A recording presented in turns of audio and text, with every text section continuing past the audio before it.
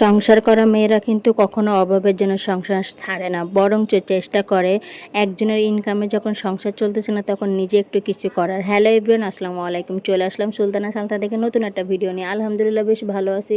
বেশ অনেক দিন ধরে ভিডিও আপলোড করতেছি না। আমার কিন্তু ইউটিউবের অনেক নতুন সাবস্ক্রাইবার, তারা কিন্তু বলতেছে আপু আপনি অনেক দিন ধরে ভিডিও আপলোড করতেছেন। আসলে আমি একটু ব্যস্ততার মাঝখানে পড়ে গেছি।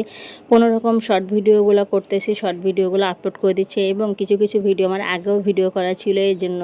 কারণ ইদানিং একটু ব্যস্ততার মাঝখানে হচ্ছে বাসায় মেহমান আছে কম বেশি, আর হচ্ছে কিনা মেহমান থাকার পাশাপাশি তারপর এতদিন কাজ করছি ঠিক মতন। সবথেকে বড় সমস্যা হচ্ছে আমি একটু অনলাইনে নতুন কাজ শিখতেছি অন্য সাইটে। যেহেতু ফেসবুক আর ইউটিউবের যে অবস্থা, আর ইউটিউবে একটা চ্যানেল হারিয়ে গেছে, এখানে কিন্তু আগেই বলিস আমার মন মানসিকতা অনেক খারাপ, একদম কাজ করার এনার্জি নেই, যার কারণে কিন্তু ভিডিওটা ওই হিসেবে লং ভিডিও দেওয়া হচ্ছে না। আর অনলাইনে একটা কাজ শিখতেছি বেশ, মানে দেখি অনলাইন থেকে ঘরে বসে, যেহেতু সংসার করা যখন বাসায় কোনো মেহমান থাকে না তখন কিন্তু দুপুরে রান্নাটা করে একদম বিকাল টাইমটা সন্ধ্যা পর্যন্ত, রাত 8টা 9টা পর্যন্ত একদম ফ্রি থাকি।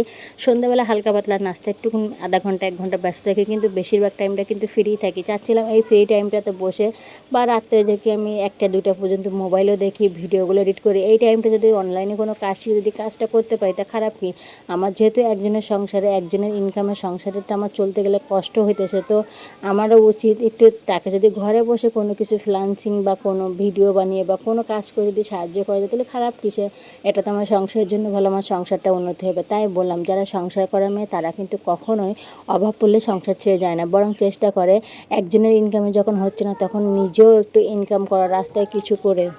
তো সংসার করা মেয়েরা কিন্তু ঠিকই একটা ব্যবস্থা খুঁজে নেয় নিজের পথ এবং সংসারটাকে, তা না হলে যদি ব্যবস্থা না করতে পারে তাহলে কিন্তু ওইটুকুর ভিতর ব্যবস্থা করে না, কখনো সংসার ছেড়ে যায় না।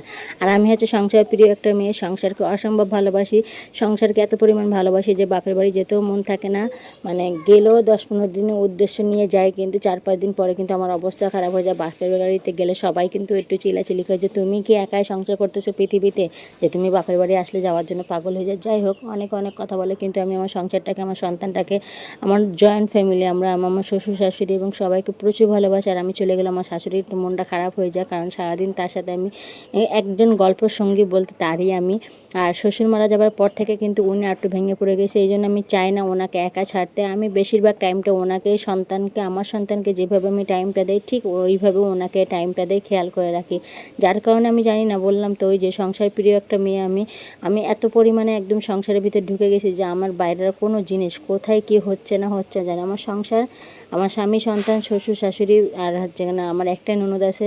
তো ও তো সবসময় আসে না, মাঝে সাঝে আসে। তারপর আমি ওকে ননদ ভাবি না, আমি হচ্ছে যেহেতু ছোটো ভাইয়ের বউ, আর ওকে আল্লাহ তালা আমার বোন দেয় না। আমি হচ্ছে না এক বাপের এক মেয়ে এবং ভাইও একটা, আমরা এক ভাই বোন। তো আমার যেহেতু বড় কোনো বোন নেই, তা আল্লাহর কাছে দোয়া, আম্মু সবসময়, আমার মা সবসময় বলে মনে করবে আল্লাহ তুমি সবসময় বড় বোন চাইতে তোমার আল্লাহ একটা বড় বোন দিছে, সেইভাবে কখনোই তাকে আমি ননদ ভেবে ভাবিই নেই, বড় বোন ভাবে। আমার যদি ভুল ত্রুটি, আমি বলে দিচ্ছি আপু আমার ভুল ত্রুটি আপনি আমাকে বলে দেবেন। আজ পর্যন্ত কখনোই তার সাথে আমার কোনো দিন, ছোট বোন যেহেতু বড় বোনের সাথে মুখ লাগে, কোনো দিন লাগে না। আল্লাহর রহমতে আপনাদের দোয়া, আর আপুও আমাকে প্রচণ্ড ভালোবাসে ছোট বোনের মতন। যাই হোক, তো এইভাবেই কিন্তু আমার দিনটা চলে যাচ্ছে, যার কারণে কিন্তু ভিডিও আপলোড দিতে পারতেছি না। আপনাদের সাথে আজকে দেখতেই পাচ্ছেন আমি কিন্তু অনেক কথা বলে ফেললাম সংসার নিয়ে।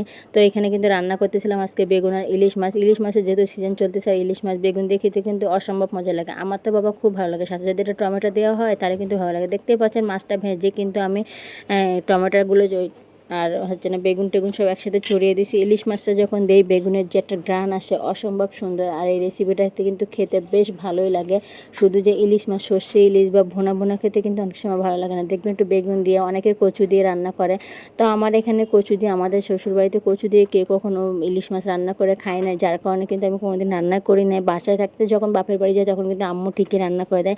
তো এখানে বেগুন দিয়ে সবাই পছন্দ করে, বেগুন দিয়ে হচ্ছে না রান্না করতেছিলাম। তো দুপুরে রান্না করতে করতে ভাবলাম আজকে একটা ভিডিও শেয়ার করাই উচিত, কারণ বেশ অনেক দিন হয়ে গেলে লং ভিডিও দিচ্ছি না।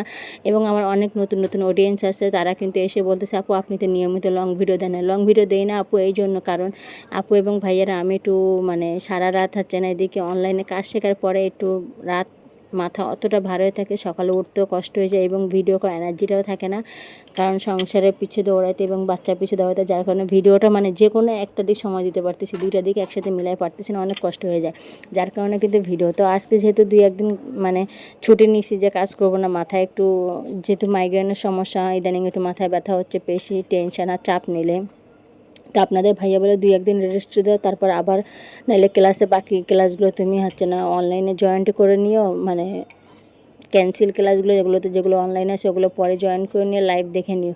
এই জন্য 2 দিন ধরে করতেছি না, মাথাটা আজকে একটু ফ্রেশ আছে, তাই ভাবলাম আপনাদের সাথে আজকে একটা ভিডিও শেয়ার করে দিই। আবার কবে দিতে পারবো কিনা সন্দেহ, এর মাঝখানে কাজের ব্যস্ততার মাঝখানে দোয়া করবেন এই বোনটার জন্য, যাতে বোনটা যেভাবে নিজের সংসারটাকে ভালোবাসে, সংসারের প্রতিটা মানুষকে যেন ভালো রাখতে পারে। এবং আমার কথায় কিন্তু অনেকেই বলবে যে আপু হচ্ছে না কীভাবে সম্ভব, আমার কিন্তু বিয়ের প্রায় 5 বছর হতে চলেছে, কিন্তু আমি একদিনও কিন্তু আমি জয়েন্ট ফ্যামিলিতে কখনো আলাদা হয় না। আর প্রতিটা মানুষ আমাকে অনেক অনেক ভালোবাসে, বিশেষ করে আমার শাশুড়ি, ননদ, সবাই, জামাই বলতে তো আমি বলতে তো পাগলই। এই পাগল ভালোবাসার কারণে হয়তো আমার কোথাও ভালো লাগে না, আমি সংসারটাকে ভালোবাসি। অনেকের কপালে কিন্তু এই সুখটা হয় না।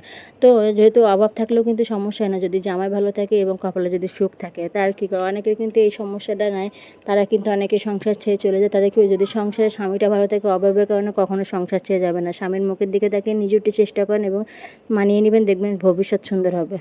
তো আল্লাহ হাফেজ। যে যেখান থেকে ভিডিওটা দেখতেছেন অবশ্যই কিন্তু লাইক, কমেন্ট, শেয়ার করে পাশে থাকতে ভুলবেন না। ভিডিওটা কেমন লাগছে অবশ্যই জানাতে ভুলবেন। আর আমার কথায় কেউ খারাপ মন্তব্য করবে না। সবার জীবনে কিন্তু এক না, সবাই কিন্তু সব রকমটা পায় না। আলহামদুলিল্লাহ আমি সব পেয়েছি, আলহামদুলিল্লাহ এটার জন্য দোয়া করবেন। এখানে যদি কারোর ভিডিওটা খারাপ লাগে স্কিপ করে চলে যাবেন, কিন্তু কেউ খারাপ মন্তব্য করবেন না। আল্লাহ হাফেজ, সবাই ভালো থাকবেন।